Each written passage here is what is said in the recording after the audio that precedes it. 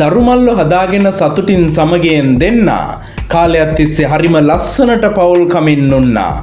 අමුත් එක් ඇවිත් දෙන්නාම හොඳින් හඳුනන දන්නා. කූඩුව බිඳ දමා සැනසීම අරගෙන ගියා පෑලදුරින් පන්නා.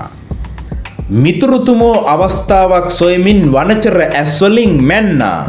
ගොදුර ඩැහැගන්න වෙලාව එනතුරු පරිස්සමෙන් දිනගැන්නා. දවසක් අහම්බෙන් පිරිසක් ඉදිරියේ සැමියා බිරිඳට බැන්නා.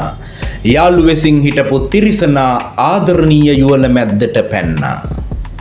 තමන්ට සිදු අවමානයෙන් සොඳුරු හිත හොඳටම රිදුනා. අඹුසැමි සෙනෙහස ඉරිතලා ගොස් ආදරේ බැම්ම ටික ටික බිඳුනා. සනසන මුවාවෙන් මිතුරු වෙස් මුහුණ රිදුන හිත වෙත වේගෙන් ඇදුනා. ලස්සන කුරුළු කූඩුව ඇතුළෙම කාටත් රහසින් තවත් කූඩුවක් හැදුනා. අමුත්තන්ට විවෘත නොවූ දොරවල් හොරෙන්ම ඇරුණා. උත්තරීතර මාතෘත්වය හිස් බොළඳ පෙමකට හැරුණා. දරුවන්ට උරුම වූ සෙනෙහසේ අයිතිය හරි මැදින් ඉරුණා. සුවඳ මල් පිදූ පූජාසනය පරමල් වලින් පිරුණා. ප්‍රේමයෙන් ලියවුණු මතක පොතේ පිටු එකින් එක ගැලවුණා.